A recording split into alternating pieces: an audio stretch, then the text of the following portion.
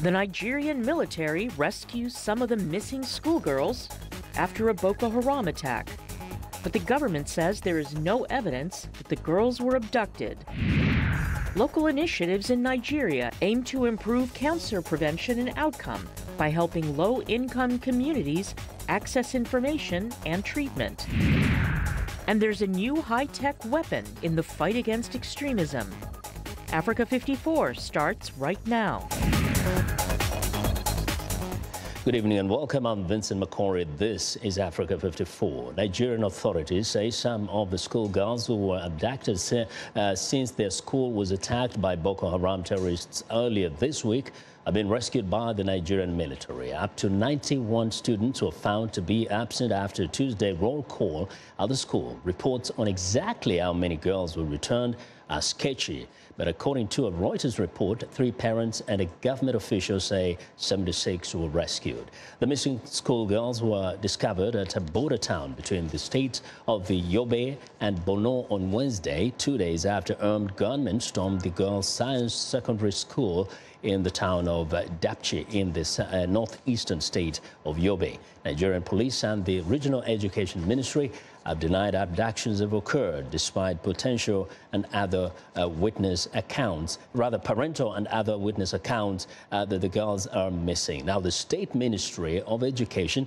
is also denying the abductions, but closed the school for a week to allow students and their families to reunite.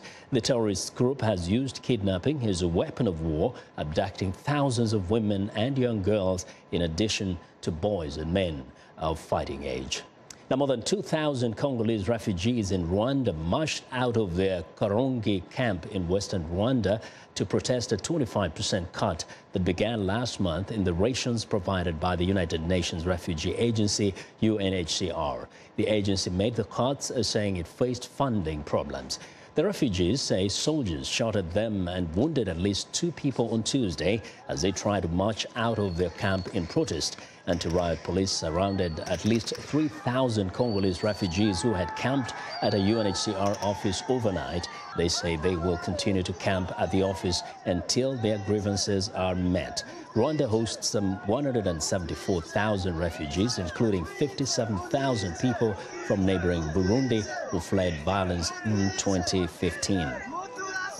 Rights group Amnesty International's annual report documents human rights violations in nearly 160 countries and claims 2017 saw the politics of hate and fear normalized by some of the most powerful leaders in the world. VOA's Maria Medialo reports.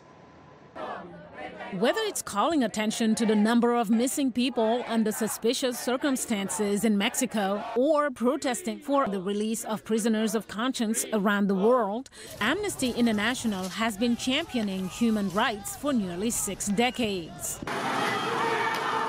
Their newly released annual report claims actions by leaders in Egypt, the Philippines, Venezuela, China, Russia, and the United States have been undermining the rights of millions. They've openly defied human rights laws. They have called for others to defy those laws. In the case of the Filipino president, Duterte, he's actually called on people to go out and kill those that they suspect of being drug dealers. The report also criticizes U.S. President Donald Trump on his immigration policies, for undermining press freedoms, and for his poor record on women's rights. VOA has reached out to the White House and the State Department for comments, but did not get a response. One of the most egregious examples is his adoption of the global gag rule. So organizations that have long offered counseling, advice, information about abortion or other reproductive health services have to make a choice between their patients and getting funding from the U.S. government. A women's rights advocacy group says the global gag rule has cost organizations like theirs millions of dollars in lost funding. So already in places like Madagascar, Uganda, Zimbabwe, we've seen programs particularly serving vulnerable women. Things like voucher programs that we use to help the private sector serve women to access contraception have already stopped being able to be accessed by women. The report claims free speech suffered in 2017 and pointed to China, Egypt, and Turkey as the biggest offenders. VOA has contacted the embassies of those countries in the U.S., but they have not yet replied. Turkey has imprisoned more than 50,000 people over the last couple of years, including both the chair and the director of Amnesty Turkey. And this by a government that is led by someone who was once an Amnesty prisoner of conscience. And now he has turned around and arrested our human rights leaders as part of an effort to arrest anyone who's been critical of the government, which is the same kind of situation we're seeing in Egypt and China. The report does note signs of progress in the Women's March and Me Too movements. It also applauded Taiwan for its decision to allow gay marriages. Mariama Diallo, VOA News, Washington.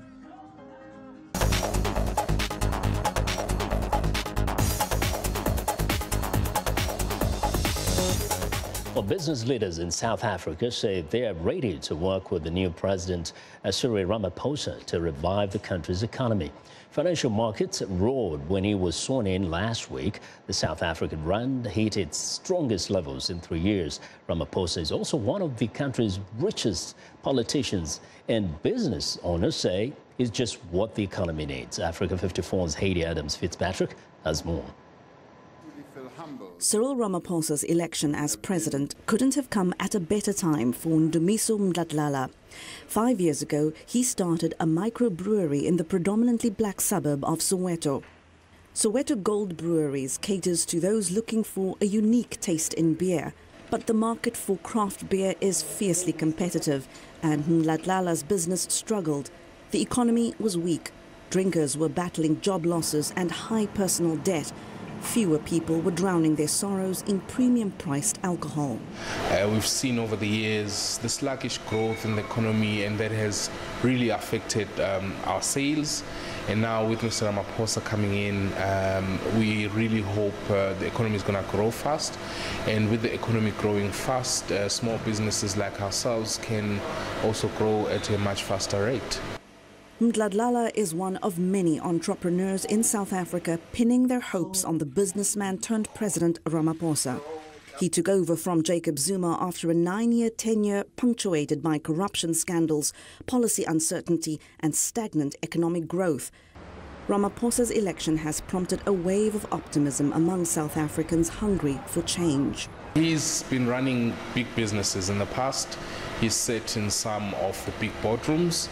I know running a country is not exactly the same as running the company, but with somebody like him, you would hope that whatever he learned in those big boardrooms, especially on the economic front, it's something that he's going to take and try to implement in the country. We hope that with his experience in running big corporates, we should be able to see the economy respond to that and growing at a much bigger rate than what it is right now. Despite the early optimism, some economists and analysts warn there might be no quick fix for an economy forecast to grow just 1.4% this year and 1.7% in 2019. Africa's most developed economy needs faster growth to reduce the 27% unemployment rate and alleviate widespread poverty that has persisted since the end of white minority rule in 1994. Heidi Adams-Fitzpatrick, VOA News. Now, for more perspective on how Ramaphosa presidency might impact businesses in South Africa, Patrick Bond, Professor, University of the Witwatersrand School of Governance, joins me live via Skype from Johannesburg. Good evening, Professor. Welcome to Africa 54. Thanks so much. Good to be with you and the viewers. Yes, first let's talk about the recently read budget. Essentially a Jacob Zuma budget. How does this give hope to South African business? Well, in fact, as you say, Jacob Zuma had some influence in the sense that the biggest single increase was for free education for the university students who've been protesting sometimes very vigorously over the past 3 or 4 years at a national scale. And so there was a really pressure to add roughly $3-4 billion that was above and beyond what was anticipated in October. And it was Zuma's sort of last gasp gift just before his ex-wife Nkosazana Dlamini Zuma, the former head of the AU, had lost to Cyril Ramaphosa for ANC leadership. So it was sort of seen as a desperation attempt, but it is a promise, and those students wouldn't have allowed that to go by. So to pay for that, what Mulisi Gigaba, the finance minister, himself tainted with corruption scandals, particularly the Gupta family deployees, the so-called Zupta, Zuma plus Gupta network. And he put many of them into place. So he was really fighting for his life, and what he wanted to do was to raise the value-added tax. That was about $2 billion worth, and much of that will, in fact, affect the poor. And he offset that a little with increases in the social grants. Now, the other big thing he did yesterday, I was just going to say, was to liberalize exchange controls surprisingly generously to the big insurance and pension funds, the other big financial institutions who now have another 5% of their asset base they can invest abroad. Those are the big stories from yesterday. Now, as president is this new dispensation, what must President Ramaphosa do in the short term, in fact, to kind of make a departure from the ANC governance culture? Well, indeed, what Haiti was doing was painting a wonderful picture of the entrepreneurial and the big business Ramathusiasm. That's the phrase that you hear sometimes, Ramathusiasm, over the booming stock market, the strengthening rand. So yes, that's in place, his business support. What's not in place is his labor and community and environmental support. And that's partly because he, as he said on Tuesday, needs to atone, really fully confess the guilt associated with that awful Marikana massacre. That was the Lonmin Marikana operation, northwest of Johannesburg. We have about 85% of the world's platinum. And the workers there wanted a $1,000 a month living wage, and they weren't given it. And that wildcat strike, Ramaphosa described as, quote, dastardly criminal in emails. And he seemed to have arranged the police to come in. Now, he didn't want the police to massacre, but that's what he has to live down. And in terms of the experience he has in business and union, how can he inject that in government? Well, isn't that extraordinary, really? Starting in the 70s as a radical student activist, expelled from his law course in one of the northern universities, then moving in, after he did get his law degree, to the National Union of Mine Workers, the major union that conducted a full-on national strike as far back as 1987. That was a very difficult time, extraordinary apartheid repression. And in 91, then he moved to politics, running the ANC.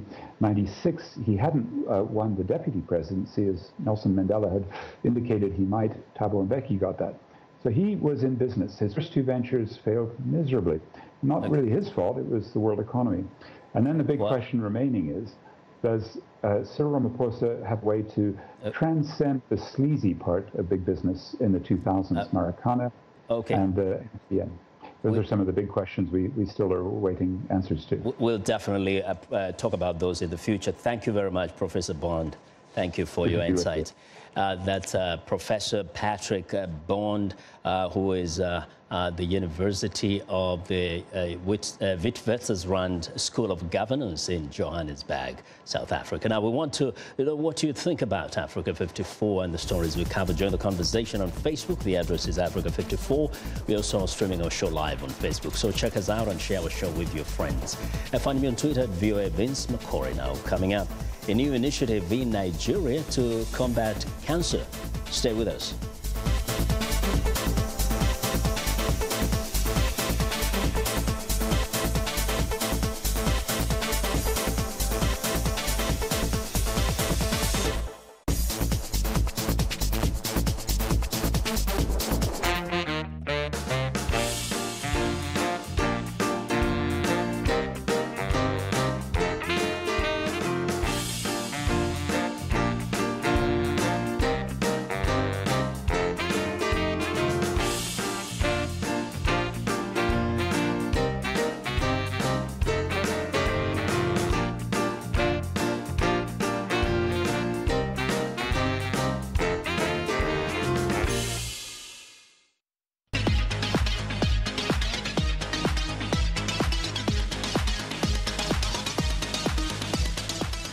Well, it's time now for a health report, and joining us now is Africa 54 health correspondent Lino Mudu with a look at high-level athletic training. Lino. That's right. As the 2018 Winter Olympics come to a close on February 25th, athletes are doing their utmost best to reach their peak performances as they aim for the gold. Intensive physical training sessions, high-level discipline, and mental preparedness are all part of the process adopted by athletes who participate in the Olympics. Oblivious of the hard work and tough training sessions, athletes work with coaches to determine the ideal training plan to reach their peak performance during such high-level competition. Some experts say many Olympians are born with physical advantages that help them reach world-class performance, and others are simply gifted. So, is it possible for an average person to train and become an Olympic athlete? To help us answer this question, James B. Laval, clinical pharmacist, author, and board-certified clinical nutritionist, joins us from New York. Mr. Laval, welcome to Africa 54. Hello, how are you today? I'm doing great. Thank you so much for joining us. So help us to answer that first question. Is there hope for the average person? For example, my co-host, who is almost middle-aged, just told me that he has this big ambition to train and become an Olympian. Is there hope for someone like him? Well, you know, I think everybody can become an Olympian. I think one of the biggest challenges is that people don't know what nutrition that they need to take in order to be successful. Olympians losing muscle mass because their muscles break down. Us everyday folks, a lot of times we don't train enough and we can't build muscle. So you have to remember that lean muscle is the currency of performance. The more you hold on to your lean mass, the better you'll do.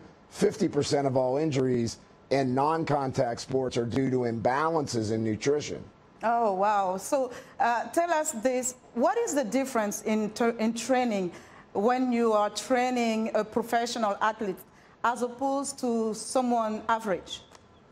Well, you know, it's interesting. So, you know, I work with a lot of professional athletes, and I think the everyday person has a bigger challenge in front of them because they go to their job. It's very stressful. They're working 8 or 10-hour days, and then they go to the gym.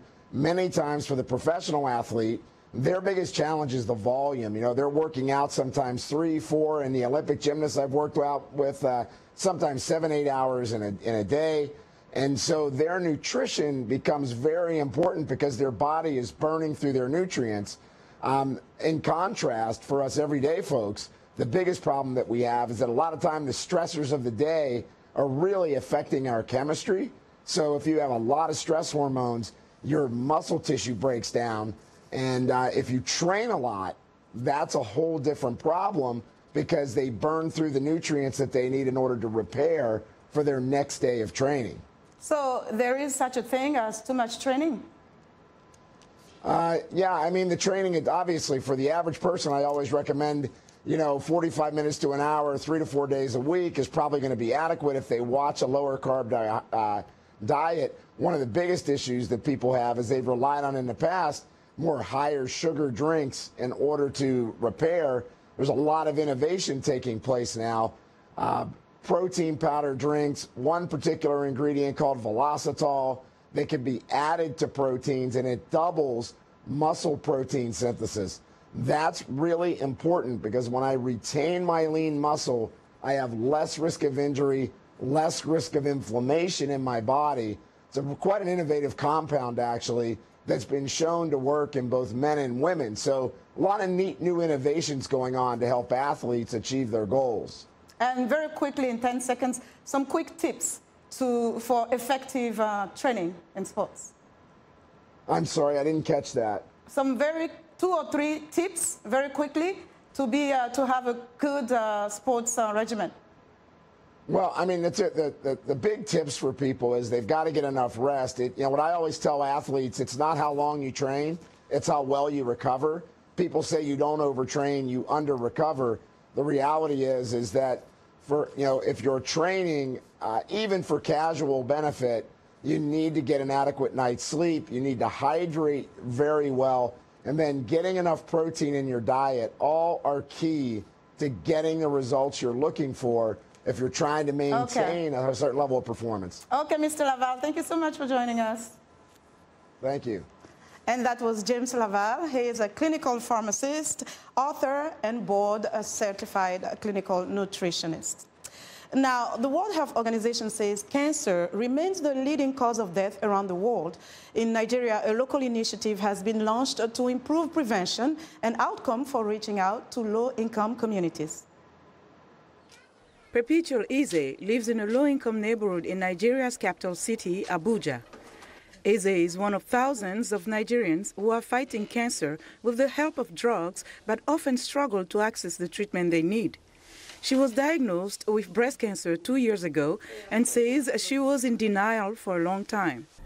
I ignored it and just relaxed until the end of the year, when it started getting hard and got swollen and increased. That was when I knew it was true. Eze mostly depends on local charity, Project Pink Blue, to help fund her medical bills. The non-governmental organization provides counseling and funding for people living with cancer in disadvantaged communities. The organization also conducts outreach programs to educate people about cancer, and it offers free screening services for cervical cancer. There's a need to create more awareness. There's a need to really take the message of cancer, both diagnosis and treatment, to different rural communities in different languages. And this cannot be done if there is no federal government commitment, and also if there's no commitment from state governments to fight this disease. Doctors say the fight against cancer in Africa is threatened by challenges such as the reluctance of patients to seek medical advice early, lack of finances for treatment, or a broken health system. Many of our members, they complain of the same thing. It's either the doctors are on strike, the radiotherapy machine has broken down, no reagent for the bone scan. The World Health Organization says the burden of cancer has been on the rise worldwide over the past few decades.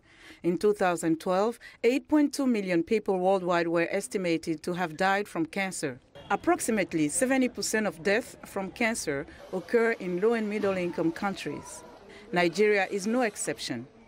The most common cancers in Africa include cancers of the cervix, breast, prostate, and skin cancer resulting from AIDS.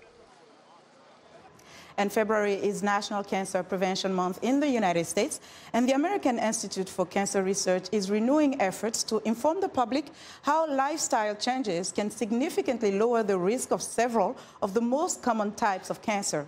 The campaign has been boosted by the results of a recent large-scale study that firmly established the association between diabetes and obesity and several types of cancer. VOA's George Putich reports. Scientists say a healthy life requires 5 essential factors: not smoking, keeping body weight in check, regular physical activity, a healthy diet, and limited alcohol consumption. Analyzing data collected over decades from about 340,000 people around the world, researchers in Britain found that those who met all 5 requirements were 32% less likely to develop lung, breast, or colon cancer, the most common cancers. Looking at things like obesity, you may see different results, slightly different results in different studies, but when you add them all together into one set of analyses, it really helps give you a full picture of what's going on. Dr. Anne McTiernan, a researcher at Fred Hutchinson Cancer Research Center in Seattle, says the increased availability of food with high content of fat, sugar, and salt is contributing to rising rates of diabetes and obesity. Most people know they should avoid fast food, yet because it is so available, many have trouble changing their diet. But Dr. McTiernan says people should not wait for the government or industry to make their food choices. I would say get educated, figure out if you're gaining weight over time, figure out if you have a high risk of cancer, and then take steps yourself, the things that you can do for yourself and your family. Scientists in the U.S. are working on a simple blood test that could detect several types of cancer much earlier than before, raising the chance of stopping its development. For some people, an early indication of cancer can be a teachable moment, a time where they're more aware that they're at risk and that they could be making changes, and perhaps they'll want to make changes. Dr. McTiernan says her own research shows that getting someone who is overweight or obese to lose weight, or someone who is inactive to become active, can really reduce the risk of cancer. George Putic, VOA News. And that's our health report for today. To stay in touch, find me on Twitter at Lenore Moudou. Vincent, as you heard earlier, there is hope for you to become an Olympian. Back to you. Indeed, there is hope. Thank you very much for joining us today, Lenore. Now, be sure to watch for Lenore Moudou's every Tuesday and Thursday for the latest health news in Africa, right here on Africa 54. Well, it's time now for a short break. Still to come on Africa 54. Could the solution to extremism be found in software? We'll be right back.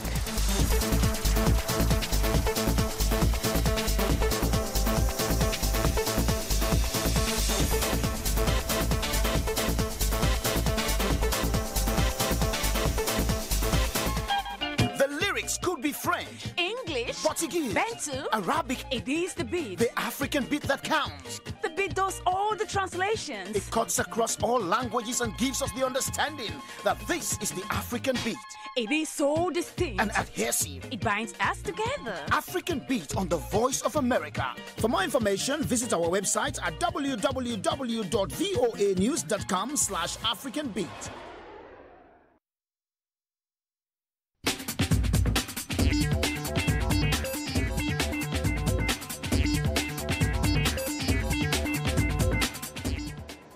Welcome back to Africa 54, and here's what's trending. Surprise! Queen Elizabeth II attended London Fashion Week for the first time.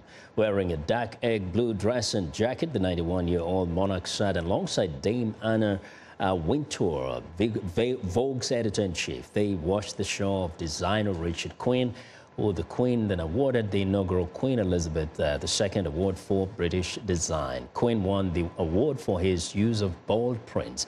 The award was created to recognize the fashion industry's contribution to society and diplomacy. It will be awarded annually to an emerging British designer for exceptional talent and originality.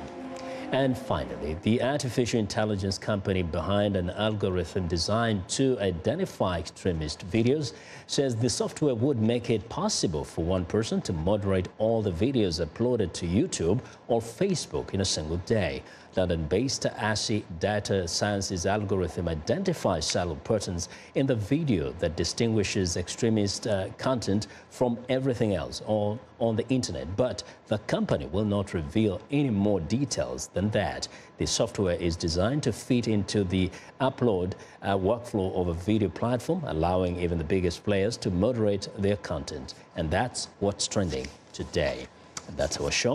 Thanks a lot for watching. From all of us here, have a good night.